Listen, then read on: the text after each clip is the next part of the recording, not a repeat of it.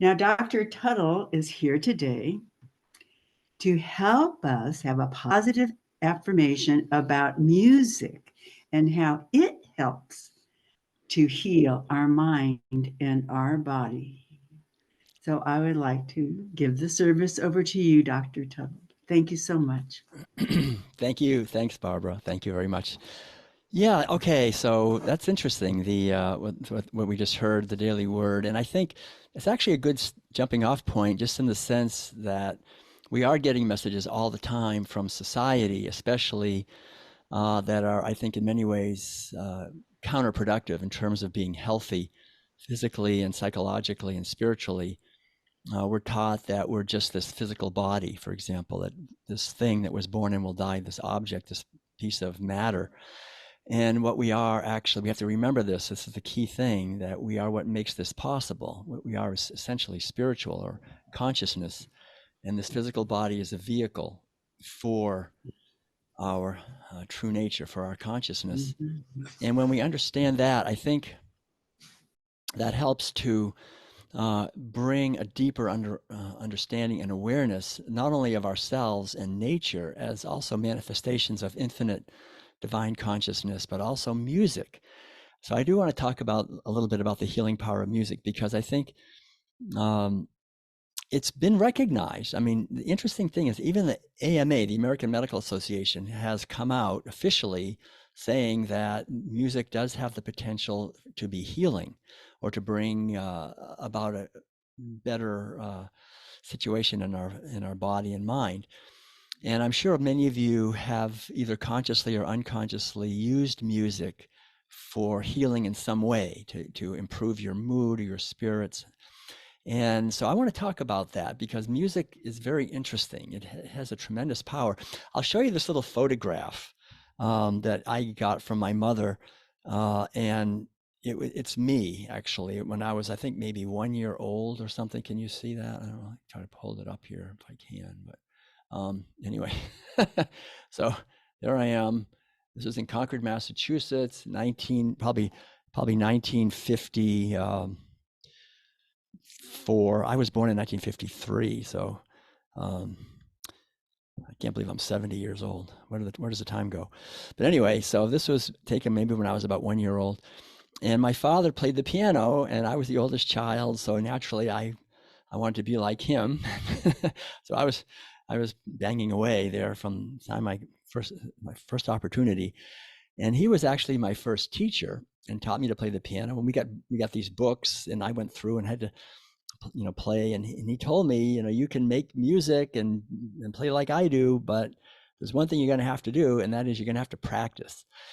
And to me, that's one of the great lessons, really, that music has taught me over the years, is the benefits of practice. Because really, life is practice.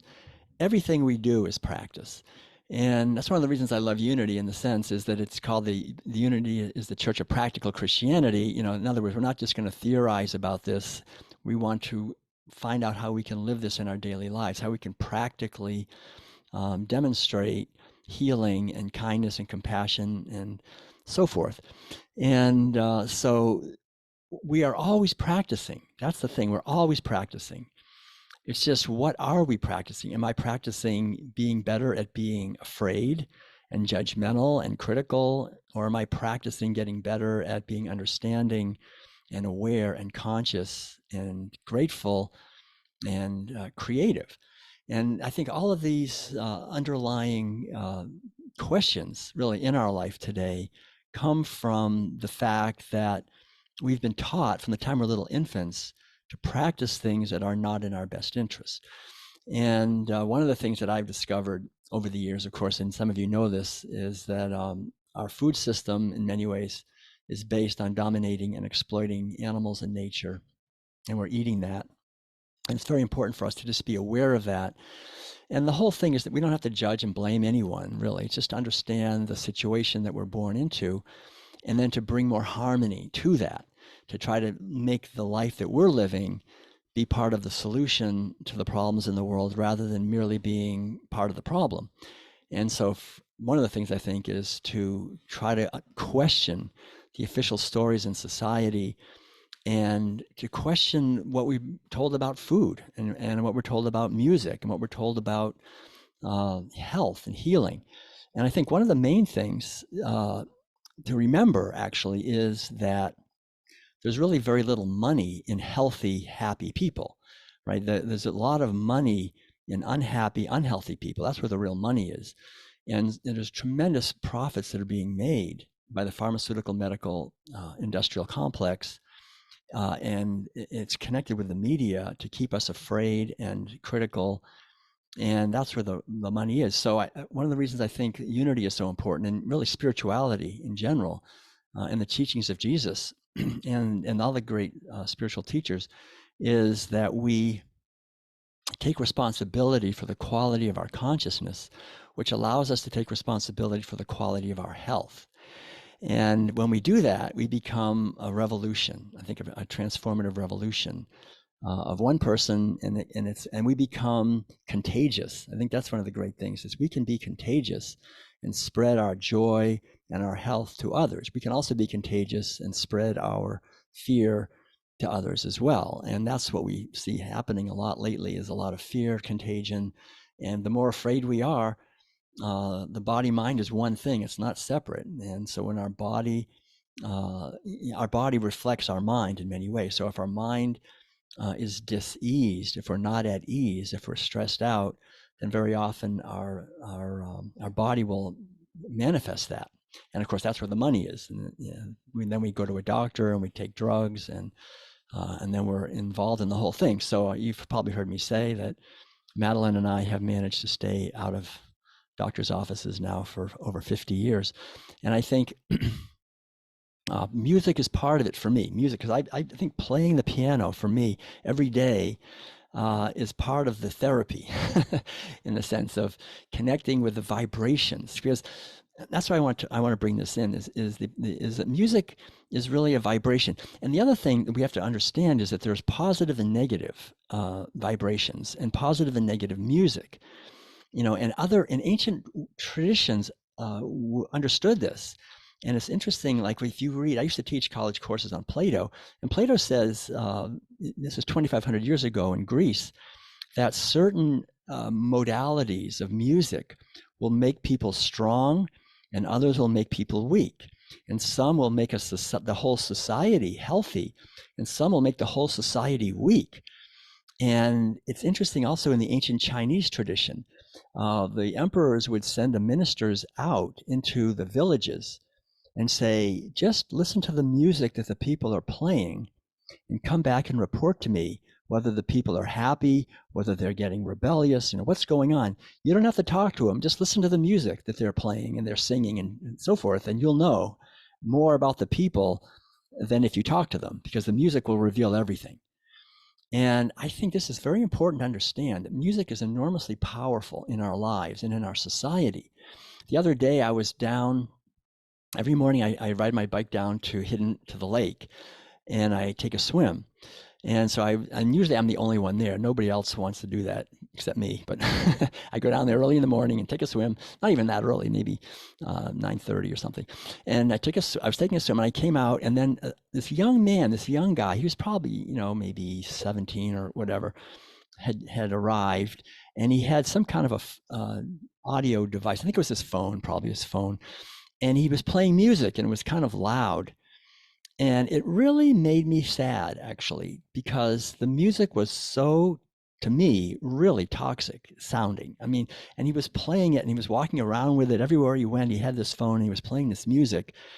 And it was some kind of, I guess you'd call it rap. I'm not really sure, but I could just feel the rhythm was a kind of a stopped anapestic rhythm, which is well known to weaken the heart, that kind of boom, boom, boom, boom, boom, boom, boom, that kind of thing. It goes completely contrary to the way what our body likes.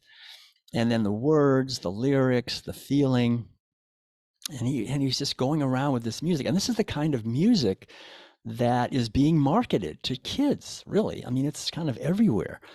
And I think about the damage, really, that music can do, as well as the healing. So music is not only healing, music can be harmful so-called music. I would say that's sort of so-called music. And in fact, I even read an article written by a man who was high up in the music industry, and he told about back in the I think it was 2000, maybe in 2002, something like that. He went to a meeting, a private meeting for the music industry, and there were these people that were there to make a presentation to the music executives, and he was one of the pretty high up executive in the music industry. And it was a shocking meeting to him. It shocked him so much he got out of the industry, because what the meeting said, what these people that made a presentation said, was that the music industry, the high level financial investments that I guess Sony and some of these other music companies were investing in was building prisons, which was a new growth industry.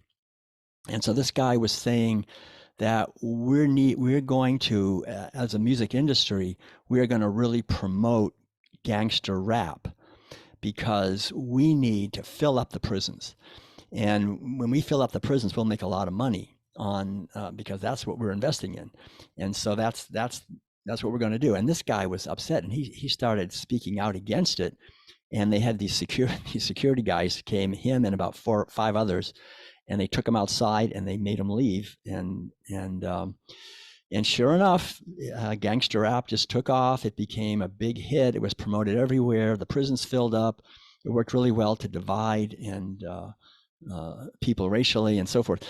So, music can be used against us, and it can be used for us.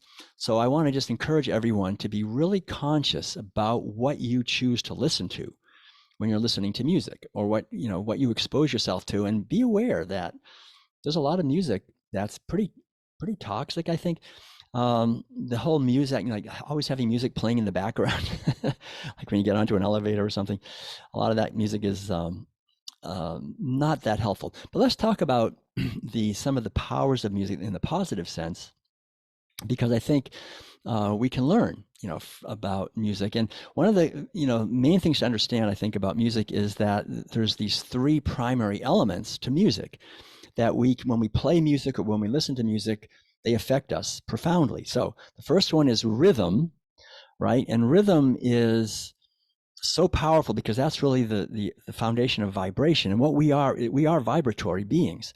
And so if we allow our vibration to get too low, in other words, if we get into depression or anxiety or fear, these are very low level vibratory states from the point of view of our consciousness. And if we listen to music that kind of comes from that place of sadness and depression, it'll probably reinforce that. So it's a good idea to be aware of that.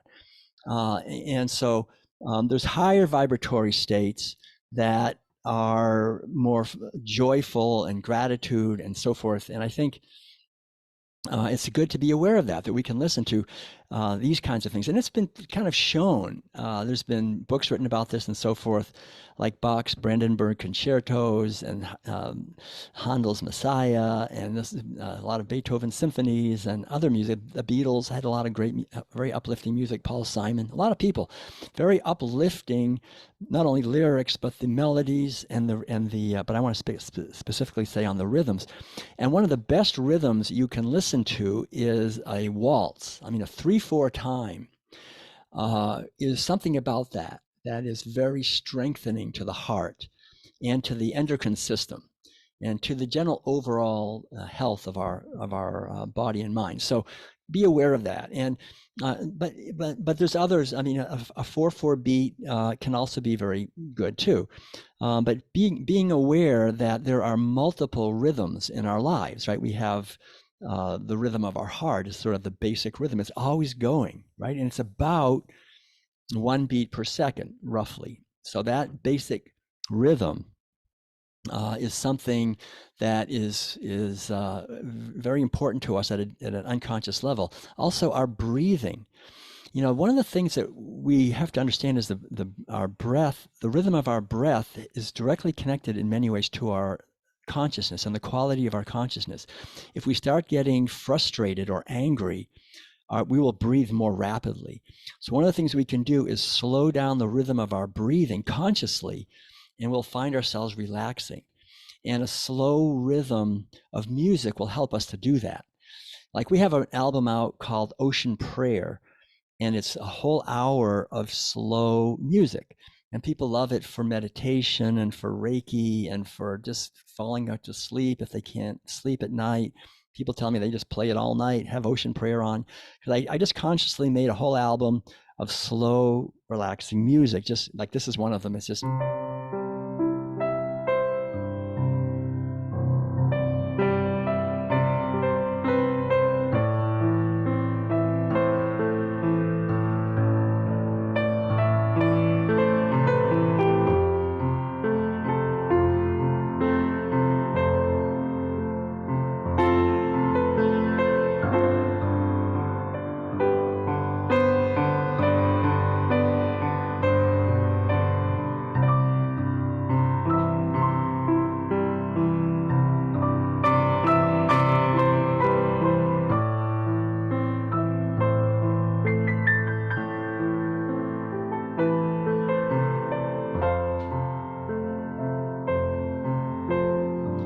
So you get that feeling, just this kind of music. It can really help you if you're feeling stressed out or, rushing too much. Put on some slow music, something that makes you feel harmonious and happy.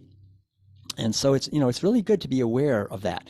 And then besides slowing down the breathing. So we have all these different rhythms. We have circadian rhythms.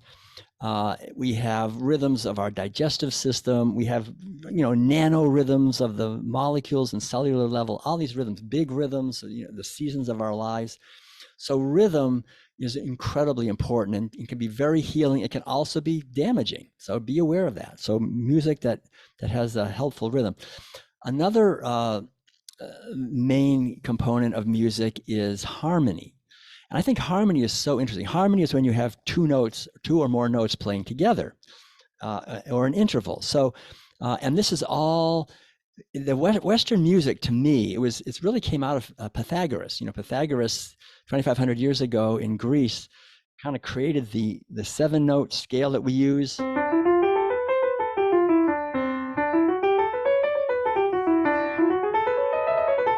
So we have these scales, or the minor.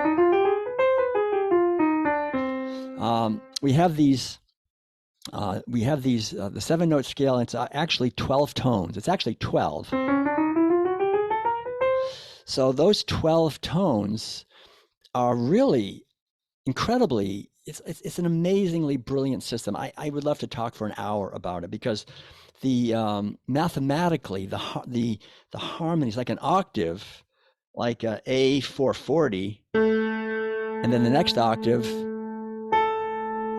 that's 880, that's 220, that's 110, that's 55. I mean, it's an actual doubling. It's a mathematical doubling. And there's actually really beautiful relationships mathematically between the octave, which is the tonic, and the dominant, right? That's 440, that's 660, that's 880.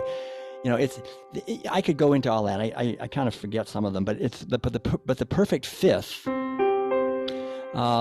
which is called the dominant, the fifth naturally leads back home to the tonic. When you hear this, it just wants to go here. It just leads. It creates. Where's that going to go? Right? So we have to understand this is harmony. Harmony is what creates the main thing in music, the main thing in our lives also, which is tension and resolution. That's the heart and soul of music. It's the heart and soul of our lives. It's the heart and soul of spirituality. You wouldn't have any spirituality if you didn't have tension. Right? Like what am I going to do with my life? What am I going to say? What? That's the tension.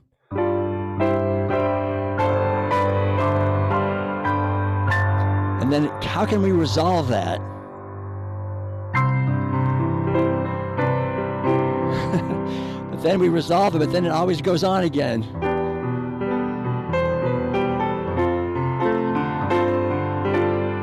And then we can resolve it again.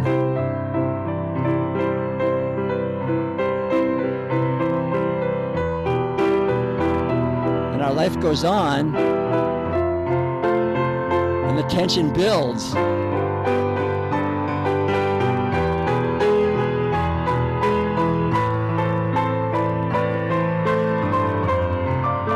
Sometimes it gets excruciating. There's so much tension.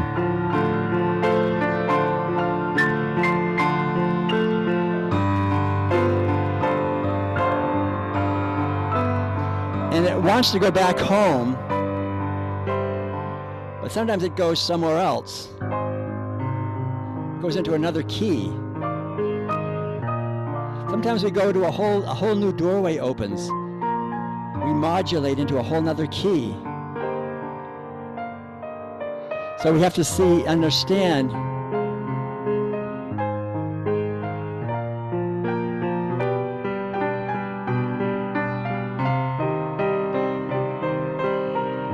this is all harmony. These are the relationships between the notes.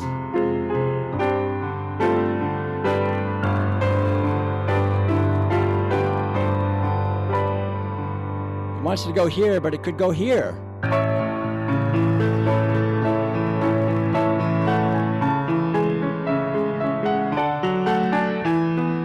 And then it can come back again. Ah, back home again.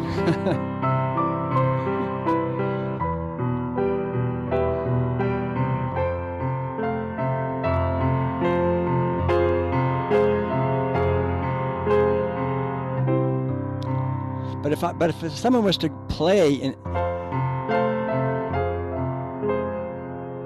then just stop right there, you say, no, don't stop. Come on.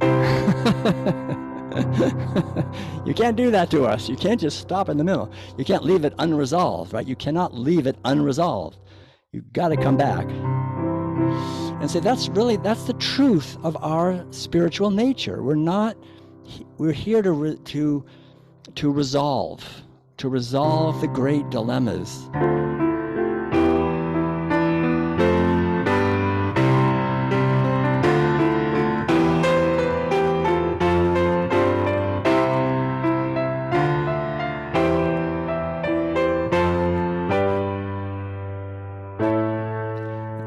And we can take things, we can modulate into other keys. That's one of the things, the idea that there's these incredible relationships between all the different keys and the different notes. There's so much we can talk about. There's, like I said, there's the major there's the dominant. And one of the things that's interesting is that most in the world, most music is based on a pentatonic scale. That's only five notes. You've probably heard that kind,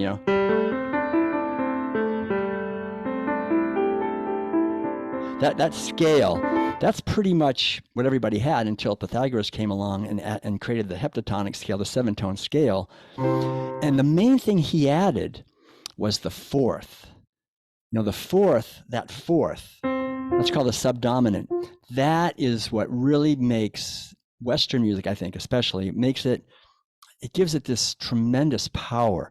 Because if we just play in the pentatonic scale, it's more the minor. I'll play a little bit, and then I'll bring in the fourth, and you'll know what I mean.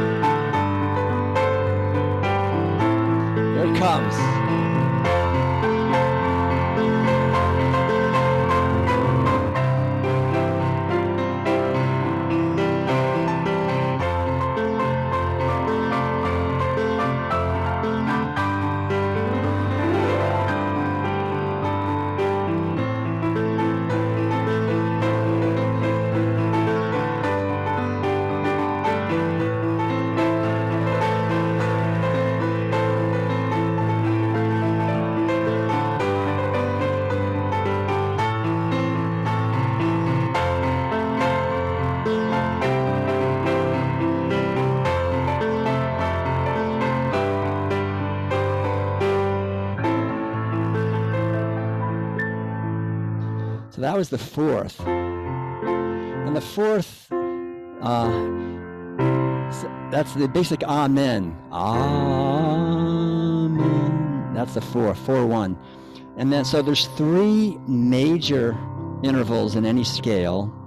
Then you have the tonic and the subdominant and the dominant, and then there's three minor ones, which are that's 1, 4, and 5, which is 2, 3, and 6. And then there's the seventh, which is diminished, which makes it a whole different thing. But the idea is that these harmonies combine in different ways and create the tension and resolution, which is like in our lives. We have the agony of knowing that people are suffering, that animals are being harmed, that there's war or hunger or someone's loved one passed away. I mean, this is part of life. So we have in the ancient Greek tradition, they had the 7 modes. We use mainly just 2 modes: the Aeolian, which is the minor, and the Ionian, which is the major. And those 2 you can do a lot, but the basic idea is we have these interconnections between these different harmonies, and that's where emotion comes in, and feeling and relationship. And we can see how, like, for example, in one of the well-known pieces, the Pachelbel's Canon in D, that's kind of the Alleluia. How's that go? Like,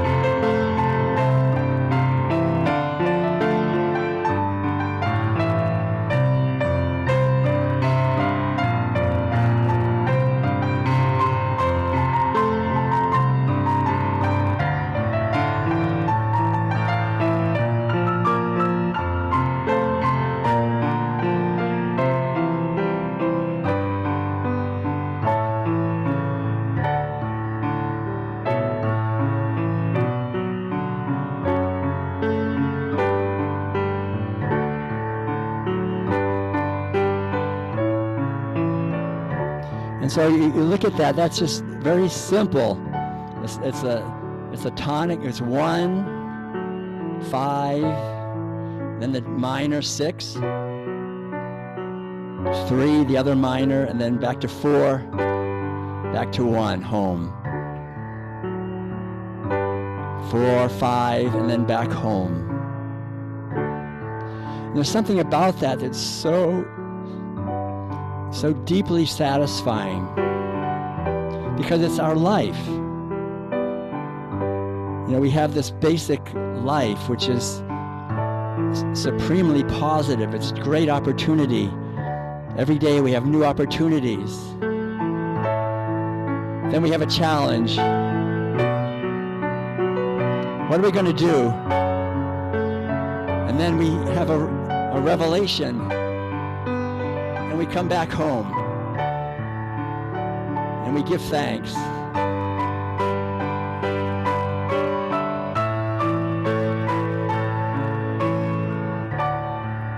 That's our life. And we can support each other in that. And one of the neat things is, in the relationship between notes, is that when they're far apart, they have a certain, every note has a connection with every other note. So, like if I play the 1 and the sit and say 1 and a, let's see here, what do I do? 1 and a 7. or 1 and a 6, 1 and a 5, 1 and a 4, 1 and a 3. That's a major third, a minor third. Second, an augmented second, or diminished second. Right? It gets very disharmonious.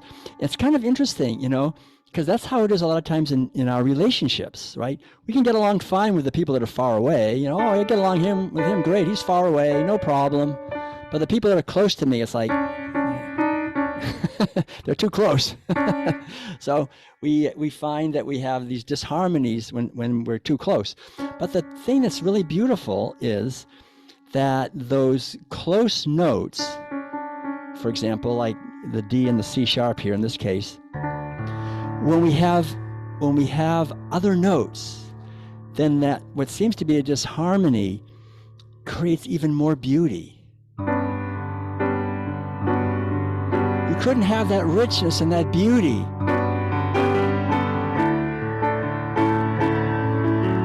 see that C sharp and the D, they're like right next to each other. It adds so much more richness.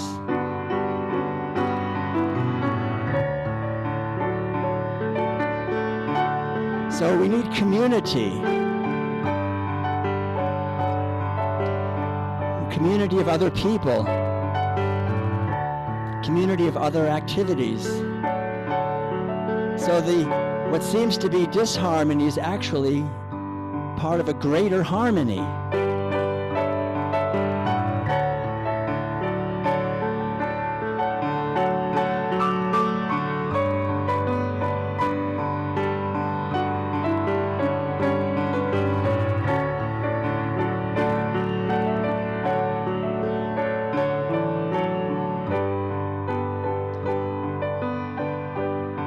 So if we can expand our view, expand our ear, and when we hear that disharmony, we can hear the other notes.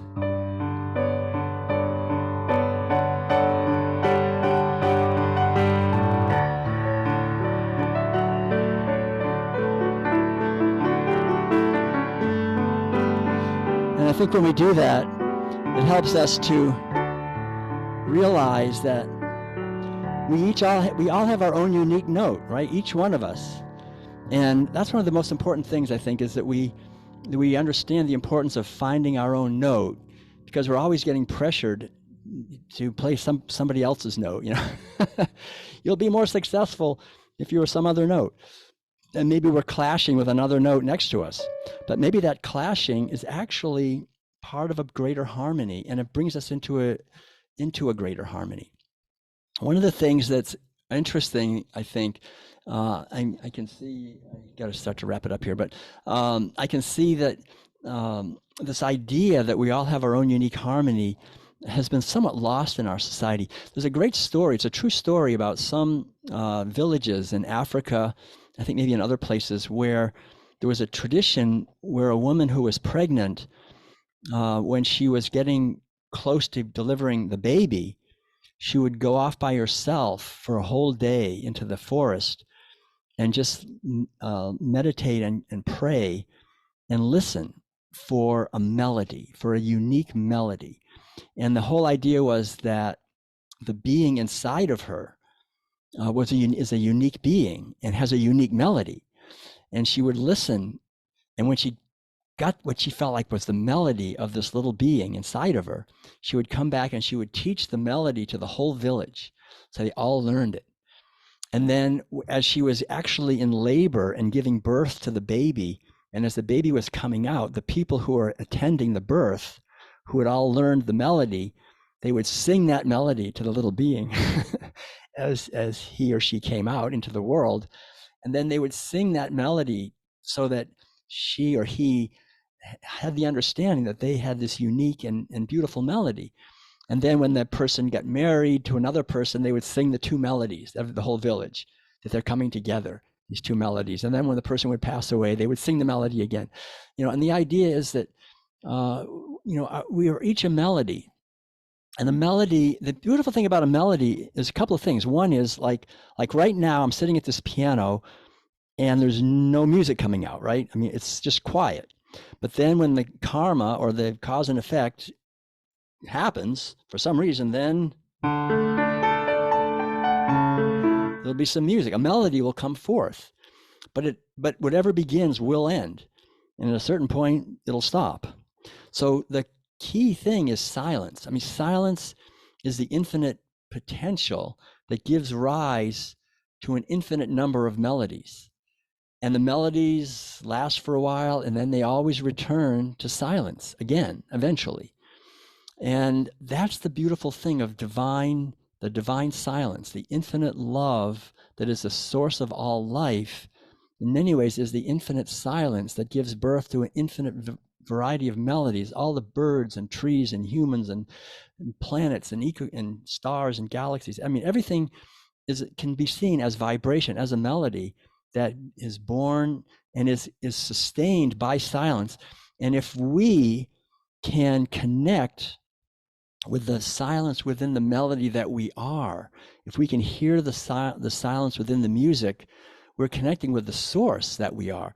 See, we live in a society that's afraid of silence. We always want to have something going on, some music in the background, have the TV running, be talking to ourselves or talking to someone. We're afraid of silence because we're really afraid of the divine source of our being, which is silence, which is the pure potential. In the silence, anything can happen. And so I think it's important to understand that, and also to understand the power of the unique note that we are, right? The unique melody that we are, and the unique note. Like if I'm sitting at the piano here, one of the things I write about in my book, which is called Your Inner Islands, the Keys to Developing Your Intuition, I have this idea, which I think is so important, which is that if I sit here at the piano and I only play one note, say a B flat, and that was all I ever played, there's not a lot of power in that B flat. It doesn't, because it's just one note. But the thing that's really beautiful to understand is that even though that note doesn't have much power by itself, it has power when it's part of a larger unfolding, right? So if I play that same B flat note within a piece of music, say like this, you can hear perhaps the idea here that there's much more potential in that note because of the other notes. So we really, in a sense, depend on each other.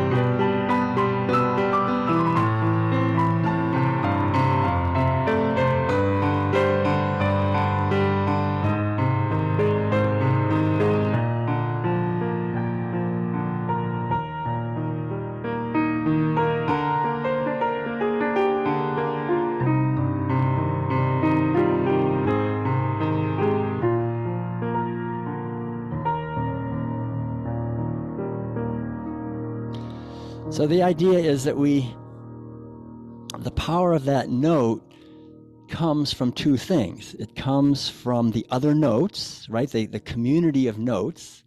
So we all, really, to have a life of meaning and purpose and beauty, we can't just do it by ourselves. We really are called to play with the other notes and in the whole potential. But the other thing that's critical is that note is true to itself. That B flat is a B flat, right? If that B flat, when it was a baby note, was taught that, well, B flats actually don't get ahead in the world. You should be a B or an A or a B sharp or something. Then that we wouldn't. Then when I go to play that note, it wouldn't be there. So the whole idea is to find our true note. And when we do that, I think when each one of us connects with our true note and we just put it out there courageously, right? Just sing it out, our unique being, that gives permission to all the other notes to be true to themselves, because that's the key thing, is that we each make the effort and do the practice to connect with the inner silence, so we connect with our true nature and then sing our song and dance our dance and through life. And that doesn't mean it'll always be an easy song, but it does mean it's authentically ours. It's our song. And then we can connect with others and we do that together, then we're creating something really beautiful. So I can see I'm really at the end of my time, but I want to thank all of you for your kind attention, and think of some of these principles, the principle of rhythm and vibration, the principle of harmony, the principle of melody, the uniqueness, and be aware of the music that you're listening to, the music you're creating. We can create beautiful music together, and understanding the healing power. And one of the things, I'll just close with this idea, we discovered, it's so interesting, because I used to actually play, I would tune into someone and create music just for them. I did it for my niece and nephew. Remember Christy and Michael? I created some music for them and sent it to them, and they really liked it. And then I was up in Canada. It was the very first, I was way back in 90 something, early 1990, I think it was. And for the very first time, I decided to go to some Unity churches. I was teaching college, and I gave up my teaching job in San Francisco teaching. I had a great teaching job at a college there, and to just go to Unity churches and travel in my 1971 Volkswagen bus. And I was at this church up in Toronto, and this guy, he was a very famous psychic from Virginia Beach. He was giving a workshop, and he said, "There's a man in this room who can tune into your spirit and create your music. And his name is Will Tuttle." And I was like, what? I never, but when he said that, and everybody was like, really? And so I smiled inside, because I knew I could do it, because I had done it a few times for people. But he somehow picked up on that. And so then these people came up to me afterwards, and they said, "Oh, can you create my music?" And I said, "Sure." So I ran out and I bought some microphones, and that's back in the day of cassettes, and a cassette recorder, and set it up. And I charged him, he was charging $300 for a reading. So I said, "Okay, $300, I'll do it for you." I brought my price down later. But anyway, so I just started doing that. And I started telling people that I can do that when I went to a Unity church on Sunday morning. And every single weekend I would get 4 or 5 or 6 people to say, "Yeah, I want to do that." So I would sit with them. They would sit next to the piano, and I'd tune into them and I'd play. And then when Madeline came over, she started painting. She'd do a painting, and I would do music. So we ended up doing these for decades. Like every Sunday, I would do 10 or 20, tuning into people, hundreds, thousands. And so we've created so many called individual music and art portraits over the years. And I've really gotten to hear from people about the healing power of music, because they tell me, I listened to your music, and my arm, I couldn't use it. Now I can use my arm again. Or I was having this terrible problem in my relationships, and now it's better, or, whatever. So we've heard from so many people over the years how the music and the art have helped them in a way. So it's been really, just amazing how one person like that guy said that. It's amazing. And that just opened up a doorway to touch literally thousands of people, and given me the opportunity to actually practice seeing beyond the individual to the being. Because I think because people would say, "Well, I'm not having a very good day, I'm kind of sick. The music's probably going to sound terrible." But I say, "Don't worry, I don't see that. I see you." I play your music beyond the form, and it would come out beautiful. And people would, almost all the time, they'd have tears coming down. They would really, felt transformed by the experience. And so I feel so blessed. I mean, to have been able to do that for 30 years, just play people's music, their unique music, and just create, thousands of individual CDs for people and cassettes, and to really see the healing power of music and know that it's a reality, and in my own life. And the amazing thing is, even with Madeline, I played the piano over there in Switzerland, and she heard the music and she came over. I mean, of all the great gifts music has given me, the greatest gift is Madeline, because she she heard the music and she said, "Who is this guy?" And she came over to make I needed to make a CD, and she said, "Well, I'm an artist, I could do the cover." And I said, "I have no place to put you. I'm living in a Volkswagen bus." And she said, "Don't worry, I've lived in longhouses in Borneo and grass shacks in Kenya. I can live in a Volkswagen bus, no problem." So she came over and we got married, and we just had our 30th wedding anniversary. And it's been really a great gift. Music to me is such a gift from the divine, infinite power, and it can always bring healing on so many levels into our lives. So I just want to encourage everyone to open up to the healing power of music. Thank you very much. Thanks.